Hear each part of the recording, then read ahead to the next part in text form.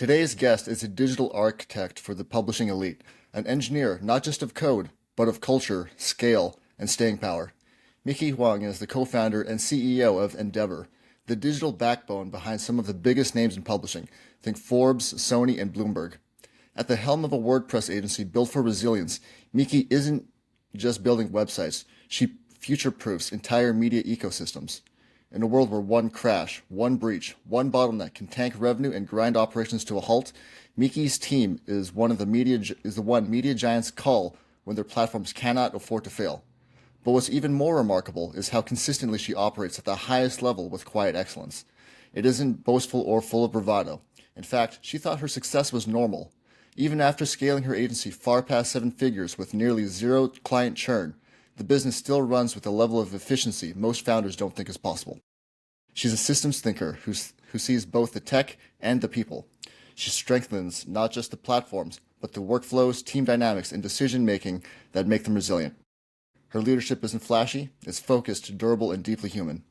And while she's been a Forbes contributor and a voice for women in tech, she's also just someone who believes in doing excellent work and letting the results speak for themselves. Today, we're diving into what it really takes to build a high-performing business that stays high-performing, sustainably, and without compromise. From the moment she bet on herself as the founder to the pivotal mindset shifts that helped redefine what better actually looks like. Meeky Hwang, welcome to the moment it clicked. Hey, thanks for having me. Yeah, absolutely. So I like to get to know each guest who they were before success. So before you built the agency, what kind of life did you have? So, I guess I had pretty much, I would think it's a standard, but for some people it might not be. I moved a lot because my parents were, my dad was a diplomat and he was also in the army. So with that, I was army kid who was moving a lot every 2 to 3 years, and then different countries, especially. So I lived in various places. So with that, I felt like I kind of pushed into the real world a little earlier because when you're sheltered with your parents, you still are in your own community. But I was forced into a different country, or different town, different culture when I didn't really speak English when I first came here. That was I felt like in early days, I felt like that was something that I was a little shy about, and I was a very shy person because of that. But I quickly learned that probably made me, and just kind of be more adventurous and be more, um, taking risk, and I'm not afraid of going to different industries or even like being a minority. So I think that kind of shaped me as young age. With that was kind of in the backbone, and I started, after college, I started traditional, consulting company at Accenture.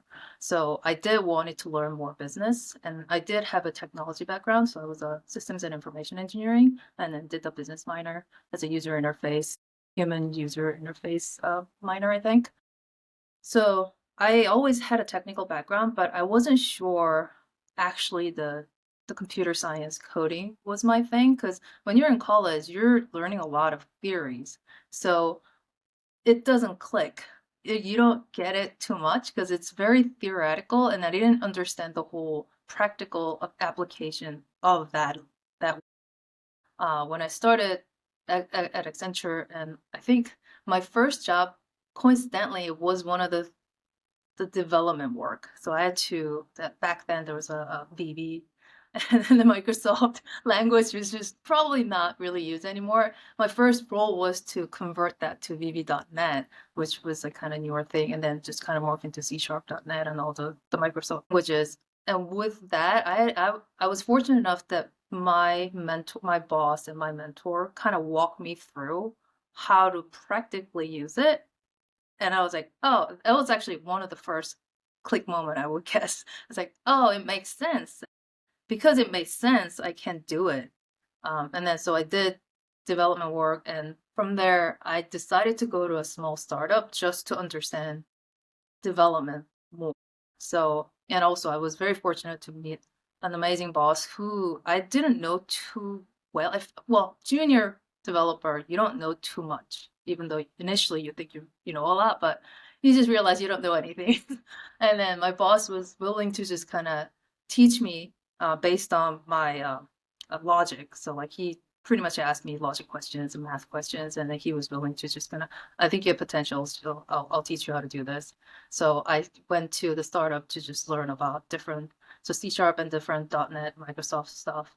And after that, I ended up going to Hearst Corporation. And then also, I feel like I just had a very lucky with my bosses. He also was one of those people who were very happy to teach. And then that was one of the moment that I realized that I always thought the people in leadership just knows the theory. They don't necessarily have a hands-on knowledge on technology. But he was one of the guys that he was older. He was like almost my father's age.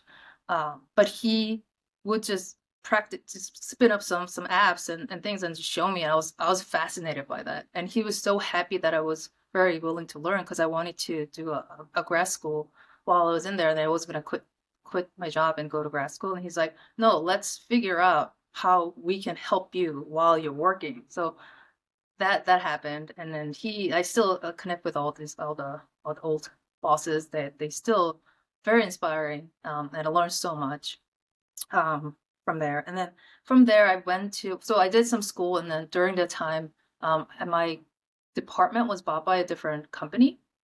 So I was gonna just focus on grad school, but I ended up getting recruited by a different agency. It was more like a smaller boutique agency that does different open source. And also at hers, I got into open source CMS Drupal.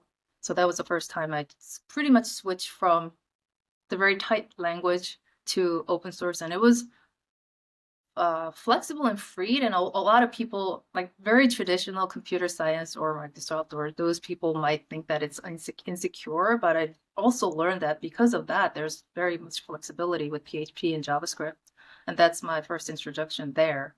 Um, and after that, I ended up at a boutique agency where I met my co-founder, Matt Dorman. He was actually my boss's boss, but he was a partner of the whole practice. So that's when it was more also a small agency. I mean, I was somewhat familiar with agency or consulting because I started as a consultant at Accenture in a more corporate world, but this was a different because it was a smaller. And then so I get to experience a lot more, kind of like the overview on higher level. And then I was the lead, and then I just went to tech manager. So I think I was the first female manager there at that agency.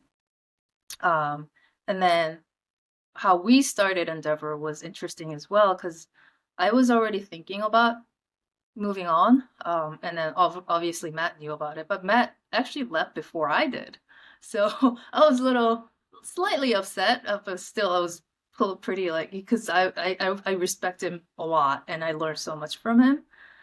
When he left, and I actually ended up leaving shortly after, so I had some little gap before I decided to figure out what next. And he was still in town, and I ended up doing some freelance work with him. And then just I was talking to him a lot more because it's a smaller project, and I was working with him directly, frequently. And then we were talking about different things a lot, and then how both of us are very technical. So how being technical actually benefits leading the projects that we're doing, and then it was helping the client to just kind of cut all the overheads, and it was efficient. It was more efficient. So we're talking about that a lot, and then it kind of ended up with like, why don't we start a company? So we started Endeavor, and now it's year 9.5. It's going to be soon 10 years, and we've been doing this for 10 years now.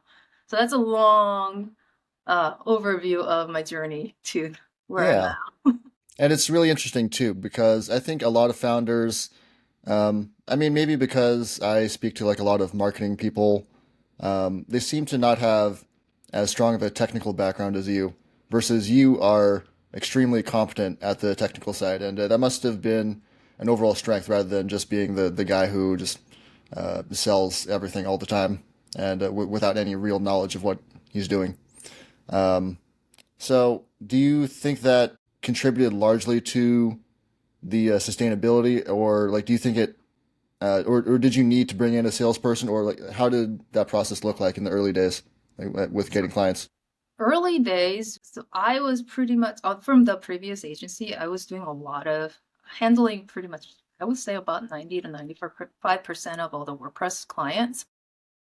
And Matt also, well, he was overseeing a lot more than I was. So like he was doing a lot of Drupal and all the other CMS clients as well. I was involved in a little bit, but not too much. So when we started, a lot of the clients that we used to work with already were they're really familiar with us. And then also Matt came from a bunch of from the media industry. So before he was even working at that agency, he was working in other big companies like I think it's Time and MTV and those clients. So like he has relationship with previous clients or even the coworker. And then its media industry can be small, especially in New York or even anywhere. It's like when you're at a certain level that you pretty much know it's like it's not even the 6 degrees you have to go to. It's like maybe 2 to 3 degrees of relationship or Kevin Bacon, whatever, but it's not even 6 degrees.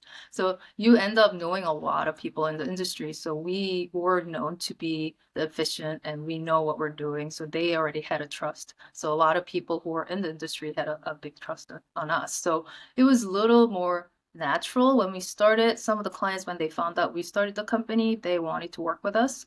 And then when some clients that when they leave to another company, they will bring us in. So it was very natural referral based. And we deal with enterprise level media companies. So those companies usually it's RFP based or they usually go with referral. They want to work with someone they already have relationship with or know. So because of that, we already knew a lot of people in the industry, and then we did a lot of talks at conferences and things like that. So we had our credibility from there as well. So it was more natural for referral based marketing. Interestingly enough, we just started trying to do more outbound marketing, like a traditional marketing, because we weren't doing too much of it in the beginning. Very cool. And then what kind of outbound are you starting to get into? So initially we hired an agency just because we don't know, but that actually didn't work out too well because I think when you're trying to work with an agency, you need to know what you're measuring or what you want. But we have a very little, I felt, well, for me, I can't speak for Matt, but for me, I felt like I have a very little knowledge on what do I need to look at to be successful, pretty much. And I thought I was clear on certain criteria that I was looking for, but sometimes it might not translate directly to the marketing world. So it didn't really click eye to eye. So we ended up not doing that and just taking off. But during the process, it wasn't all lost because I learned a lot about like, okay, certain things I need to really look out for. These are things I really want. And then they didn't really know, but I was like, okay, now I know certain things I need to look at or some certain criterias that are more important for us. So with that, I was trying to take over some portion of it and then just do smaller portion to outsource it. So like the blog post writing, since we're more experts, it was better that we take care of it, that we write it, than trying to hire someone to write it. It's not the same voice sometimes. And then also a lot of the post contents, we tend to get very technical. And then that you need the technical people to write it. So, but yeah, so one of the things that we started to do was making sure that we already always put contents out and try to be a little more active on LinkedIn. We tried different ads, but it didn't feel like it was working that well. So those are the small things that we're starting to do. And then we hire some business coach we're trying to figure out what will be the best method for us since we're very B2B. And then a lot of the client audience, we're also very niche because our client profile is enterprise level digital media publishers. So that's very specific group. So we're trying to make sure that we're talking to them efficiently. Right. And so, talk to me about remote work. How much of the workforce at Endeavor is remote today, So versus an office? we were from the beginning, we're 100% remote. So that's how we Oh, wow. started. So this is before the COVID. So we started as 100% remote. That also was initially was a little interesting because not everyone was equipped to do that, especially before COVID. People weren't really familiar with remote working. there's a lot of times that we have to tell, like, remote working isn't just PTO time. You have to have your office space. You can't just babysit your kid while you're working. That just doesn't work that way because we do have a lot of Zoom calls initially, especially when we're are like the junior people or the junior developers. They need a little more handholding. So we have a lot of Zoom meetings and there's a lot of check-in meetings and then client meetings going on. And you can't have someone just crying in the background. You have to have a babysitter. Everything that you usually have when you're going to work, you still have to have it. You just don't have the travel time. So there's a lot of that period. I think it's a lot easier these days because after the pandemic, people are a little used to and then understand remote working a little better. But we had that, and actually it came to our advantage when COVID happened. Some of the clients actually came to us and asked how to effectively be remote. So we were a little more experienced at that time. Sure. And so, what would you say is the most important two or three things to keep in mind when you are working remotely? Because I find that I work remotely, and it can sometimes be really hard to not get distracted. Maybe there's stuff in the background, or there's things calling for my attention, or I don't feel the sense of urgency for certain things. How do you stay on track with your work? So I do have an office space, and then we actually promote the work co-working space, support that as well for the employees or the contractors. But I have my separate office that's outside of actually I have a little separate house that's outside of my house that I can detach myself from the regular house. And then I try to make sure that from certain time that I will be here, and then when I'm here, I'm working. So that's actually apparent. And for some of the time, for the employees that we also have check-ins in the morning. So starting because we have people in different time zones, but we also have the core time that are kind of common for everyone. So that those times we'll have a check-in. Initially, we'll have a check-in. So when you're in, just on Slack, we'll just do the check-in just to make sure that. And then when you're leaving, just let us know that you're leaving so that people are not looking for you when they were and just standard development projects. So like we have stand-ups. So like it's like quick stand-ups every morning.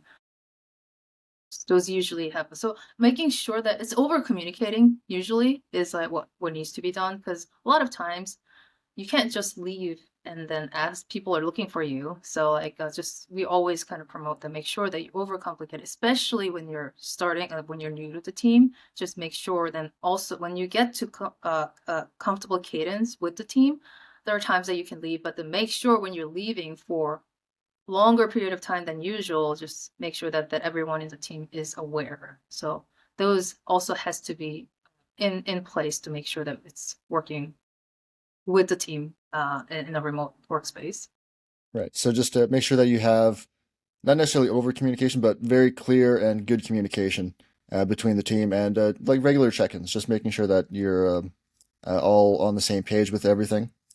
And so I read a quote from one of your Forbes articles. It said, "At the beginning of my career in tech, it was mostly a male-dominated industry, and I was soft-spoken and quiet. I viewed these traits as weaknesses. However, I soon realized that my quiet nature encouraged people to open up and seek my help. Being a woman also piqued curiosity and drew more collaborators to me. With the right skill set, you can transform your weaknesses into strengths."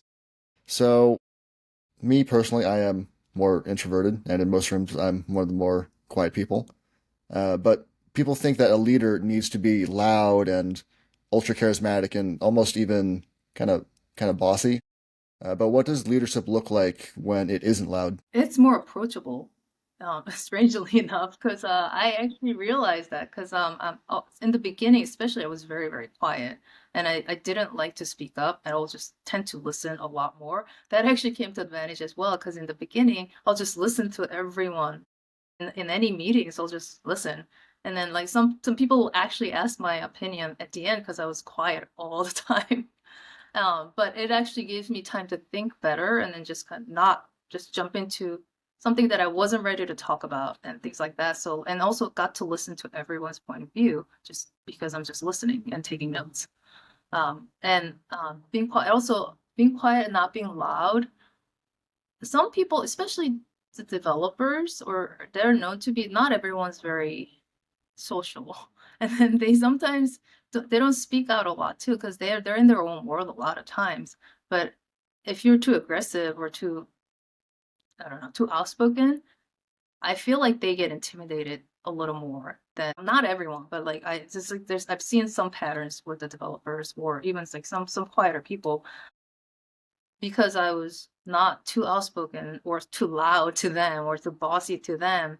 They tend to come to me about some of the personal stuff sometimes, like, and then that makes me understand him a lot, like the him or hers. So I feel like I gave them little, I made them a little more comfortable to open up on different things that sometimes it's hard to bring up, but it's necessary to understand as a leader, because like you need to know what's going on with your employees or other contractors or people you're working with. Sometimes like they might not tell you, and then you might just think that what's going on, but with understanding and being able to being being the person who can be open to, oh, they can open up to, kind of gave it a little better understanding for them, for me to understand everyone, so I can kind of figure out what's going on with the team, with the person, um, and be more helpful for them too. Because like work, you spend more time on work more, and it's just you want to be at a place that where you can be comfortable. You Because like I always tell the people when we're interviewing anyone is that like it's also the opportunity for you to know about me, because you're gonna spending a lot more time sometimes than your family. That you need to make sure that you're happy with the people you're working with. So those kind of things also is important. Understanding people I work with is very important. Yeah, definitely. And so, like, you started the business um, about 10 years ago, and you've been in tech for a long time. Do you think there's been a rise in women in tech, or has it, always been the same? Like, what's Definitely the, more. yeah, Yeah, I really feel like I don't know fantastic. if you call it a rise, but definitely see a lot more female developers than when I started. Even like, I was the rarity. A lot of times, if I go to any conference, I'm like the one and everywhere. But that changed slowly. And I see a lot more female developers here in any conferences. You still can tell that if you go to tech conference or even some business conferences too, because you can see the ratio. But when you go to the bathroom, it's like there's no line for female bathroom, which is rare in any other places. So and that kind of like tells me, and then I see a lot more female presence in tech world. So which was I'm happy to see, and even over the course of the years, people I was overseeing or mentoring, I see it more female um, in technology. So I was happy to see that. Hmm. And so that's a amazing thing. What do you think is maybe some of the causes of that? Is it just a more open environment and like easier access to um, resources to get into it, or like what do you think is the cause of more women in tech? Really tell. Like, I mean, I'm kind of curious to find out what changed. I think for me, it was yeah, I don't know. That's actually a good question. Like, I wish I had a good answer for that, but I just noticed that, and then also some of the maybe it's because it was easier access to learn coding and or even like because there's a lot more access to free content that you can actually start it without committing to it. Maybe that's it, but there's it's more accessibility to learn, and then also easier entry point for some of the technologies. Like so, building a website back then, you actually need to know what you're doing, or sometimes like it looks very scary to just kind of jump into it. But these days, you can even build a website with no code, and then once you get to no, get into the to doing something and then just kind of starting to understand it. That's kind of makes it easier to jump into the next level to just learn more about it. Maybe that's probably why people are more. It's easier entry point and easier to learn and more accessible to get into it. Might just promote it the And so, if you had any advice for women in tech, what would it be? I would say from based on my experience, like, I think of what the quote you read is pretty much it represents it because sometimes you are the minority, but a lot of times you'll be minority for anything, regardless if you're female or male or whatever skin color you have. You can be minority for anywhere. But just use that as your advantage because like some people think that it's curious. It actually triggers their curiosity to kind of want to learn more about you. And then don't be afraid to ask questions because initially in the beginning, I always being quiet and I also didn't want to. I thought if I asked a lot of questions, I might be showing that I'm incompetent or I don't know much. But then it turned out that it's opposite. That like if you don't ask questions, you just live in the little bubble of not knowing anything and then just assuming everything. But just be open. And I think being a woman, it was easier for me to just act a little more like, hey, I don't get it. Like I don't know that acronym. Sometimes it might be the legit questions, but I will just ask, like, if I don't know, I'll just admit it. It's like, I don't know this. Like, what are you talking about? I just can you explain it a little more. Pretend I'm like 5-year-old. Just explain that in that language because I need to understand what's going on. So don't be afraid to use that and whatever you are, and then just being shy is also okay. Is what I realized too, because and being quiet is okay too, because there are just so many different personalities. You don't have to be the traditional personality for a certain stereotype to go further. So I feel like as a woman, you use whatever the woman personalities or characteristic you have. Use just don't be shy about it. Just use it as your advantage. Hmm. And I want to circle back to something you said about no code. So there's a lot of different ways to build websites now, and I have some experience building websites. I started freelancing when I was maybe 12 years old, and I built like a few HTML websites, WordPress websites for like a little bit of side hustle cash. Nothing on the level you're on, but there's so many different ways to build websites now. Um, how do you what do you think of the modern landscape of uh, you know web development? Is it harder or easier, or is it like the same to get clients and like what's stopping people from going from to like Squarespace or one of these types of alternative platforms? I guess Yeah, you you got can your own use it thing. because some of the clients that, well, the clients that we handle are enterprise clients, so they have a lot of things going on, which the Squarespace cannot actually Hmm. They maintain. can't handle all They can handle or all. maintain. So Mhm. like some of these, because we partner with a hosting providers like a WordPress VIP, but they are specifically designed for the high traffic clients because they need to handle the background infrastructure has to handle everything that's going on because you're publishing like tens and then hundreds of contents every day and there's videos going on, there's ads going on, there's a live event going on, there's also some integration with other things um, that you're tracking in the background, so there's a lot going on those sites. So there's just the caliber is just so big that you have to have someone who actually dedicated team to handle all that, just monitor editorial team and then the producers and everything, everyone just kind of working together to maintain that site and then also always updating the site for that. So those sites are bigger. So that's probably not going to be scaled well when you're in a Squarespace when the DIY type of um, the place. But for if you're small business or just starting out, just learning or something that you're just doing it for yourself, or if you're just even small businesses, they might not be doing a lot on their websites.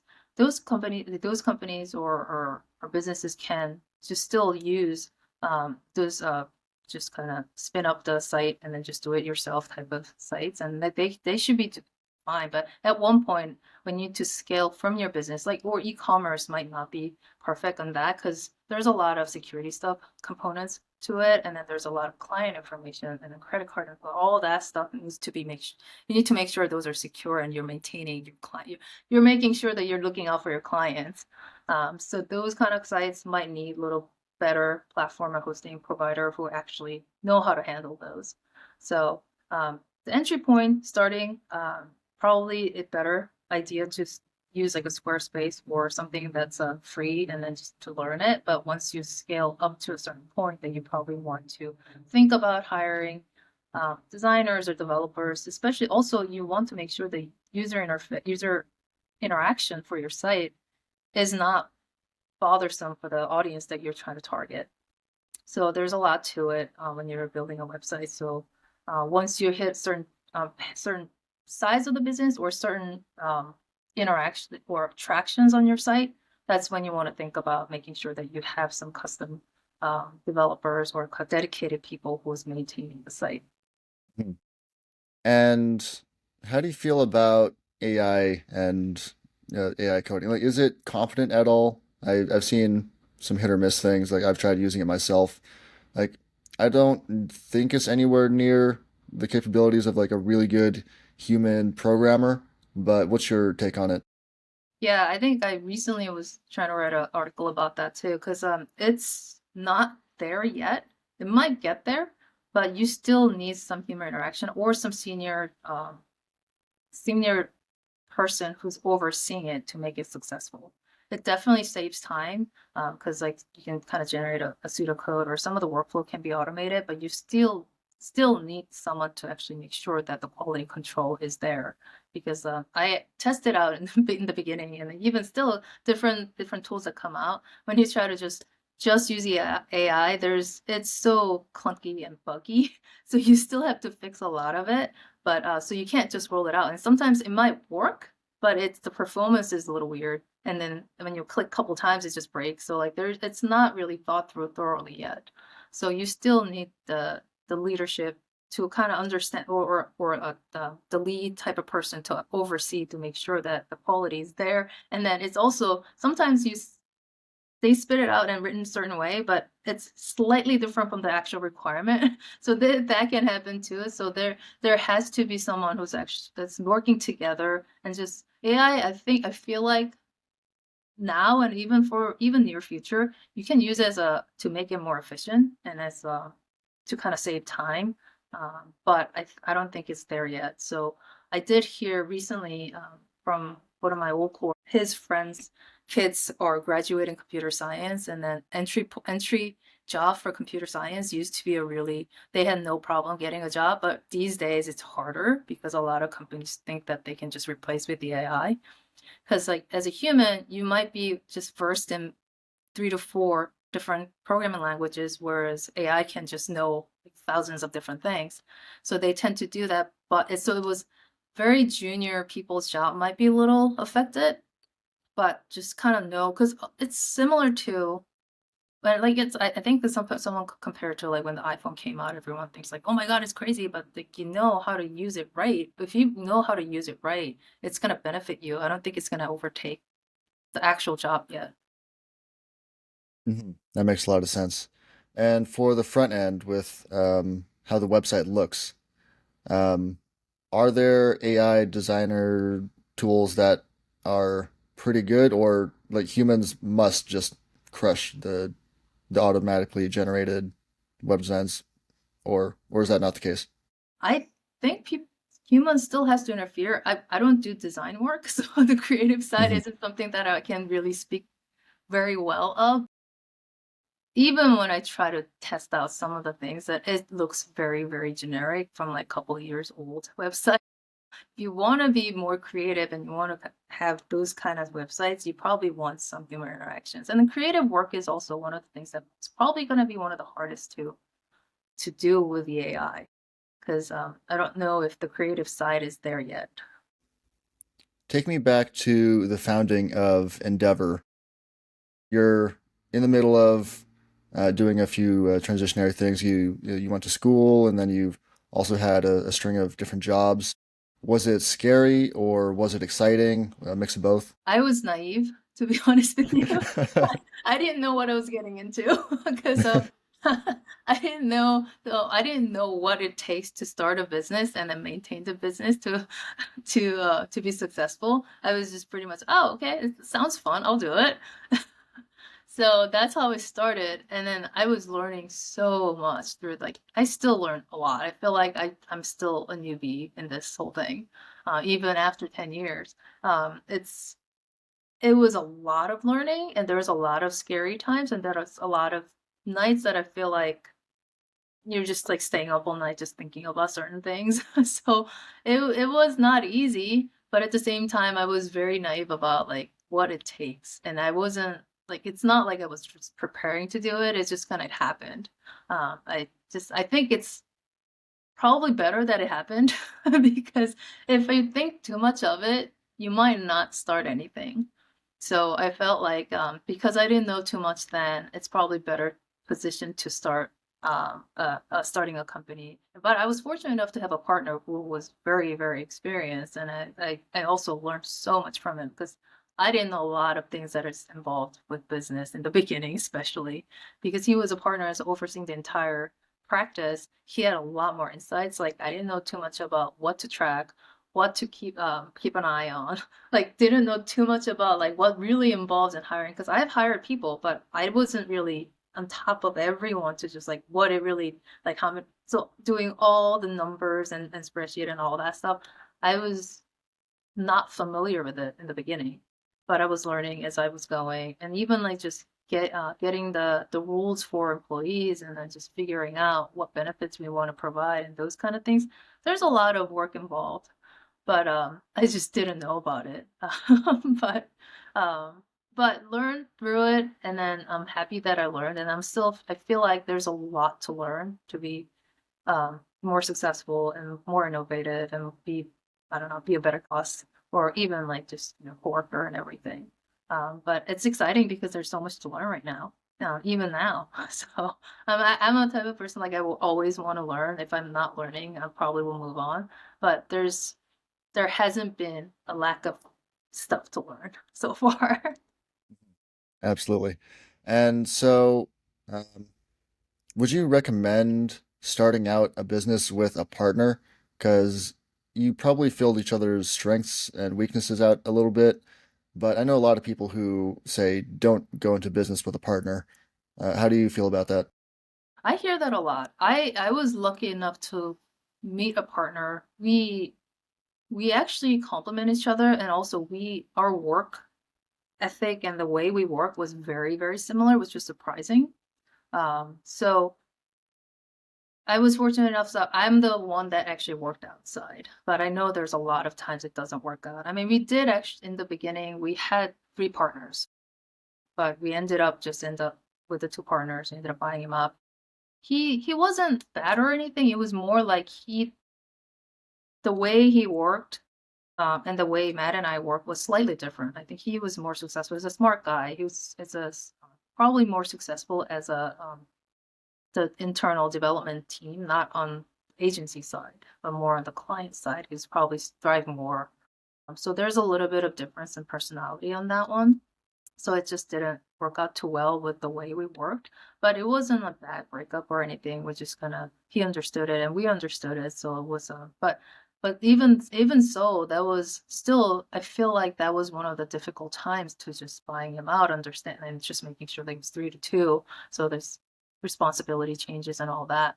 So we did have the partner that didn't work out. So probably, like, if it was just, like, me having another partner that just didn't work out and I went to a ugly relationship, that's probably gonna be very, very hard too.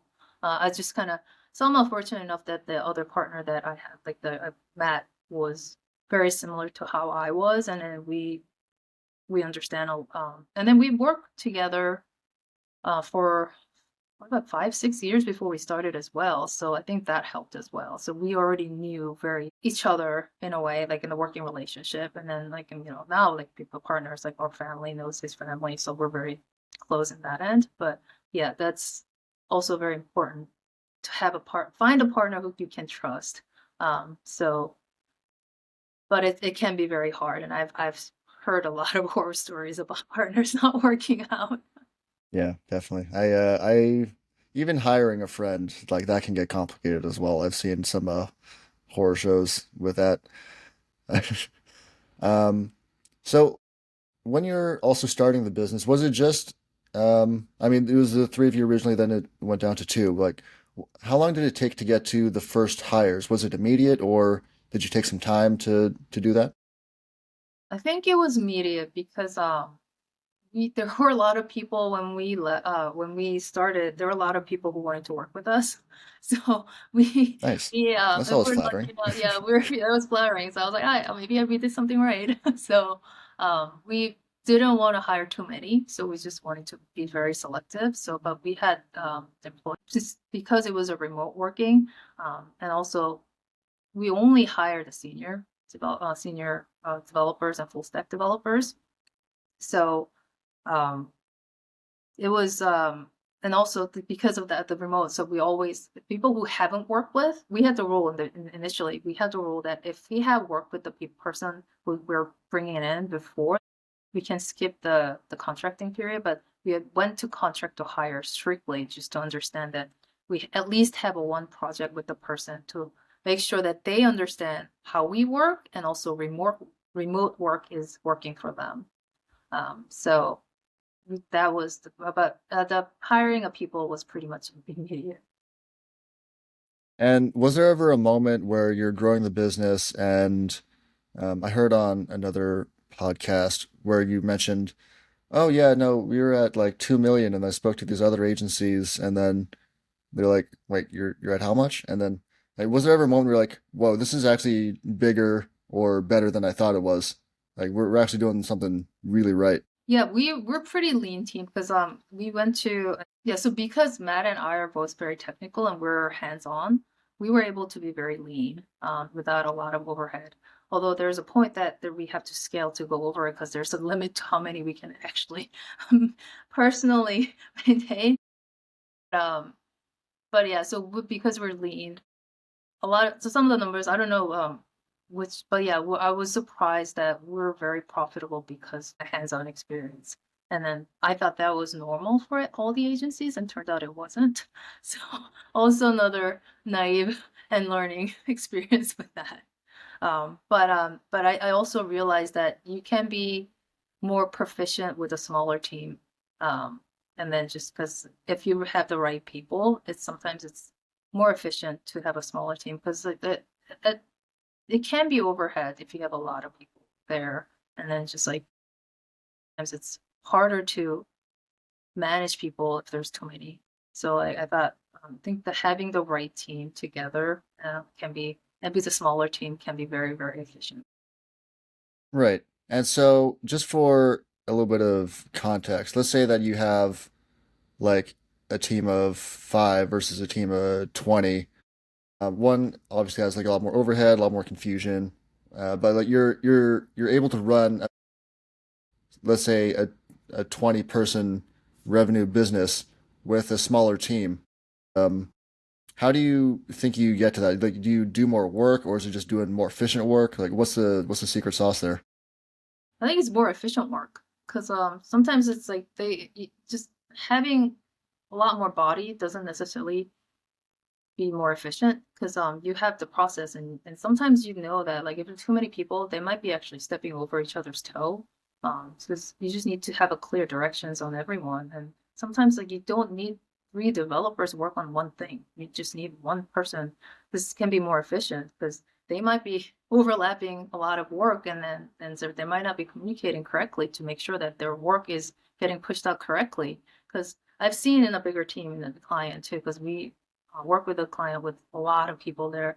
They're literally overwriting each other's code sometimes. And then when one person rolls out their stuff and then another person rolls out right away, and then they're just, their thing is not working together. So sometimes like having too many people might even bring chaos unless you manage it really well. And you have to have someone in the lead to make sure that that's not happening. Um, but a lot of times you don't need that many people for some of the projects or deploying the code. So it might differ for like a giant scale type of project that you have a really limited timeline, but just adding more people doesn't necessarily make it faster.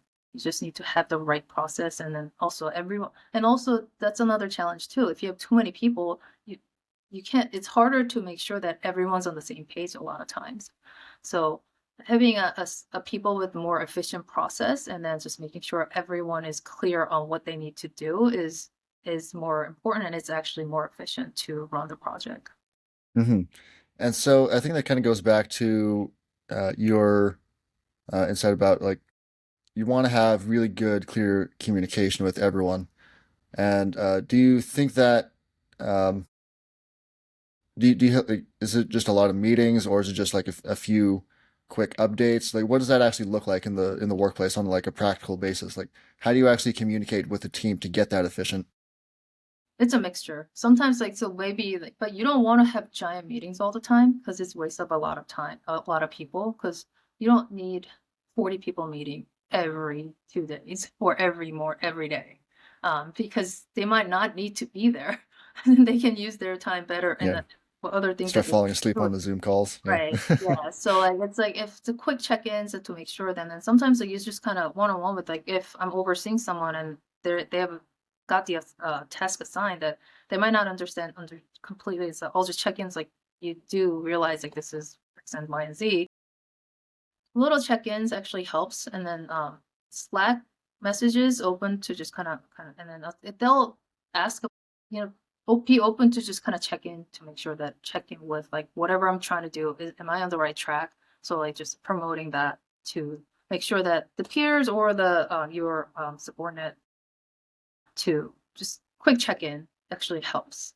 And then sometimes like it will require a couple little meetings, but just so it's a mixture of frequent check-ins and occasional like the big meetings. Because like if like if the sprint ends, like if the once or 2 weeks, like if the whole sprint ends, and then you want to make sure that everyone's on this in there to just make sure that they know what's going on. But it's not necessary for like the daily meeting. Mhm. And is there ever a moment where you like what happens if there's like an emergency situation? Like then is it like everyone all hands on deck, and then you like really gotta focus on like core couple of issues, or If it's does that not necessary, happen often with? yeah. I mean, this is it. All hands on deck might not be frequent, but, yeah, because, like, a lot of times, like, that you don't need to go to, like, 10th person to figure out what's wrong with it. So but all hands on deck can be, like, your mindset, but, when things break out, like, you probably need 1 or 2 people to make sure that to figure out what's going on. If they can't figure out, just escalate to find out who can actually help. Just kinda making sure that you know where to go to find who can help to resolve any bottleneck or any issues that they can't solve. Like, so the bigger clients, like you might have access issues that you might need to reach out to someone who has access to fix certain things. So in those sense that you just need to reach out to people. But I think all hands on deck, I haven't really heard that a lot.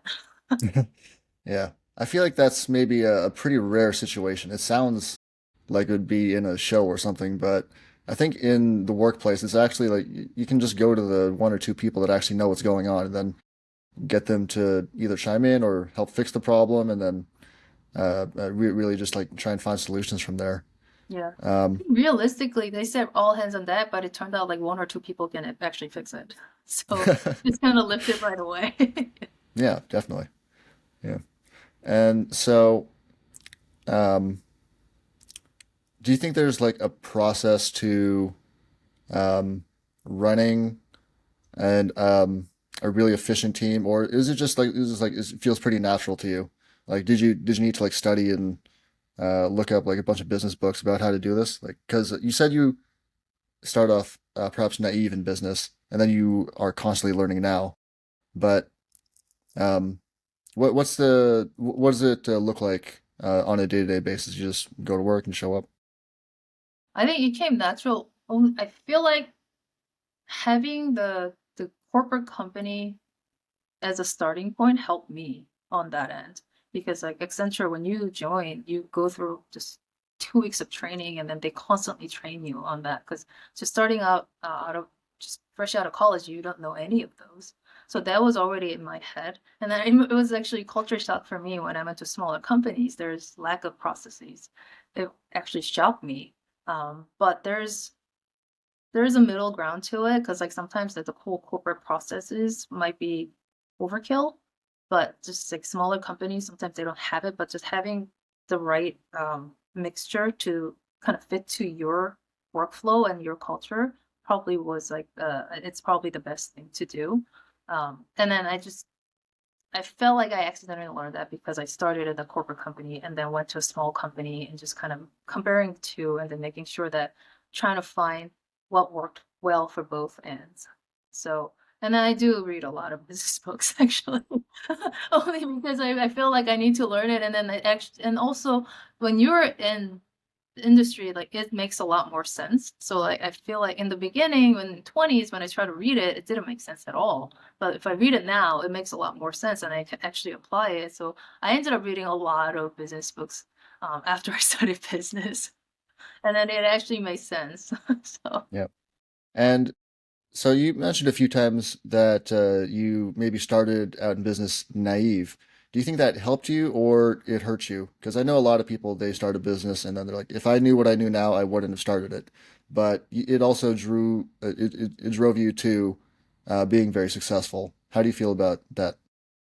I think I'm the lucky one. It worked out, but I wouldn't say that if I knew what I know now, I wouldn't start. But I feel like I would have started smarter. But also because I didn't know, I probably started it. I wouldn't not do it. I would do it a little better, but then I probably wouldn't learn as much. Just trying to dive into figuring out in different things that at the time. Yeah, definitely. And do you think that starting out and okay, well, what would you have done differently, like as opposed to how you did start? I think I'll probably want to learn about numbers better. So like, and then also like, there's a lot of processes, but I don't think we needed it in the beginning because like there's certain, there's like the whole traction and all those things. You don't really need that until you have a bigger team. So there's steps to what you can adopt, but understanding the numbers and then higher level probably would have helped me because like I didn't know about some allocation on different department different um sections of the business. I don't know if we call it department or not. It's like a market. You need to be doing some marketing stuff because there are times that we didn't really do any marketing, and we're quickly realizing we should have done it earlier. There are different things that I didn't know that would have started, and then just kind of understanding the number two will probably would have been helpful to just kind of make sure we're allocating different things correctly in different departments. I don't know if it makes sense, but yeah, so that was one of the things I wish I knew just because I've read a couple books on like how to actually allocate different things and making sure their things are covered. That was interesting to me. I was like, oh, I didn't know about that. I should have applied that in the beginning, kind of things. That was thing. And then I don't know what else I can. Yeah, there's a lot, but I'm probably not thinking about it right now. But like, there's a lot that I wish I knew when I started. Mhm. Definitely. And so I noticed that you also, your company serves a lot of the big names out there, but it's the company itself, Endeavor, feels very grounded. Um, how do you keep a feeling of groundedness and integrity intact, even as you work with enterprise level companies? Like, how do you deal with the scale? Um, so yeah, I mean, I think that's another thing that we probably didn't do much marketing. So like Endeavor's name was very quiet. um, Mhm. but I think just to be, but Matt and I are known for the people who are working in the bigger companies, and then since we always say that if we deliver the good work, just pretty much do your job well, so you'll be remembered, and then that's why we have a high client retention because just do your job correctly and well. And then it's also be transparent. We're very transparent. So like we're not that like hiding anything. And then we're very transparent about telling them like if you see something's not working well, it's like, yeah, that's not working well. You need to fix that. And we can help you to fix that. So we're being that personality and also be good doing good at what you're doing kind of keeps you in the bigger clients. It's great. And so we're nearing the end of the interview, so I always like to do a lightning round with the guests. So just say the first thing that comes to mind, no overthinking. What would you say to someone who feels called to build something but is stuck in fear or perfectionism? Stuck in fear. What would you say to someone who wants to build something but they feel stuck emotionally. They're scared or they're a perfectionist. Just go for it. Just go Yeah, for it. yeah, just go for it. You don't have to be perfect. You just need to go for it. You just need to take the first step, and then you'll figure out going, and then you can fix whatever needs to be fixed. When things get difficult, what keeps you going? I'll keep reminding like it will end. The difficult thing will end, and then I'll be happier tomorrow.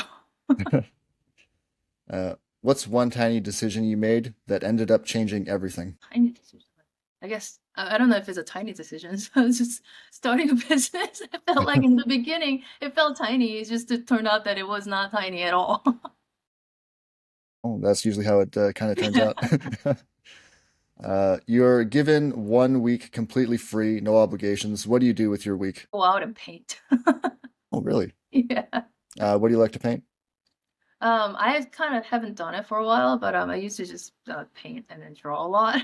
So I haven't done it, so like I feel like I'll probably do that in my free time if I have a week. Um, what's a quiet flex you never bring up, but you know is badass? Me, I used to do a lot of extreme sports. Like So what? yeah, like downhill bikes. I stopped now because I'm getting a little old for that. And then there were a point of time that I had so many injuries because like I was just gonna jump from the 6 foot drop or like I didn't yeah and it's in the downhill bike so I broke my rib and stuff like that. There are times when I would come with the different injuries every day and then people thought I belonged to a fight club. So Well, that is pretty badass. yeah, but yeah, I slow down a lot, so but it used to be my thing. What's a piece of advice you ignored that you're really glad that you did? I think it was towards the beginning when I from a corporate company to a startup, you know, stay in stay with a bigger company. But I wanted to make sure that I want to learn more with a smaller company. So I just quit that job. I went to a small company, and then a lot of I was like, "You're making a mistake. Um, you should have lived because it's like you want to walk up the corporate ladder, and then you don't want to change your job so quickly. But it's like I stayed there for 2 years. I think it's enough. But yeah, that was. I think I'm glad I did it because I learned so much from a different end of it, like a smaller size business, startup business. So like I have more exposure to different things because of that.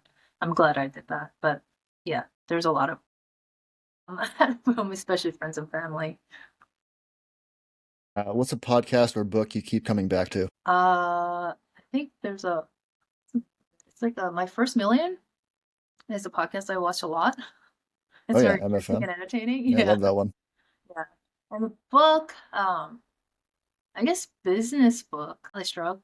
Okay, yeah, absolutely. hmm what do you want to be remembered for? Not just as a founder, but as a person. Um, Someone who's always curious. I like that.